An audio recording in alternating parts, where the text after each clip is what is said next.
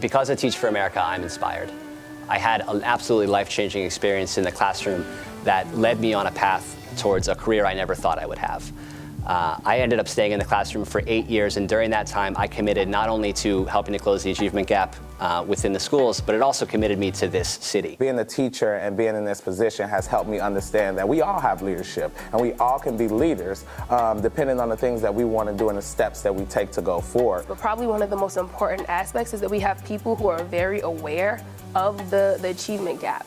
So it's one thing to have people who are teachers who are aware of the achievement gap, but we need people who are TFA alums in education, in policy, in law, in medicine, because they're very aware that the gray line or the gray area in education is a lot bigger than what we think it is. I actually think that's one of the most powerful things about Teach for America. The fight for educational equity can look like a lot of different things.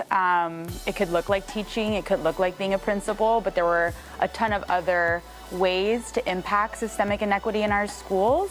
I learned my specific best place, based on my strengths, based on my interests through Teach for America. So I knew I wanted to come back home and teach, as far as I wanted to help the people who lived in my community, because I am originally from Miami. Beyond teaching, I am currently the founder and the CEO of the My Student Blueprint, which is a digital platform and a mobile application that provides students with a digital, personalized tracker that helps them stay on track to graduation. So I currently run a nonprofit here in Miami. We're an educational advocacy nonprofit, and really we're just focused on making sure that the people in schools, parents, teachers, and students have a voice, a strong voice, in the decisions that are made about their schools. I noticed in the classroom that there were a lot of things affecting my students. Yes, a lack of internet, a lack of resources, poor teaching curriculums.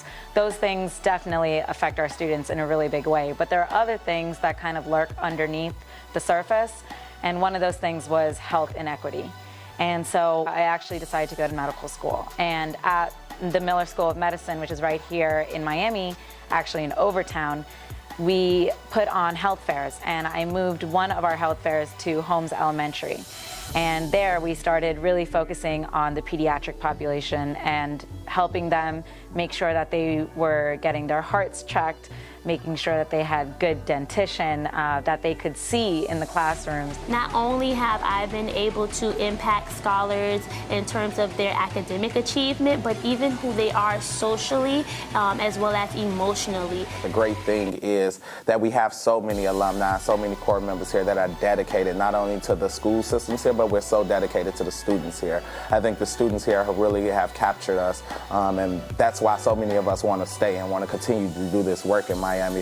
Whether those are core members who are from Miami or not from Miami. They stay in Miami and they establish businesses, they join companies, they create new projects within Miami using their experiences. We know that we're very invested in this work, and to be with a group of people and to have that support is something that has really made this time as a core member here in Miami-Dade a great place.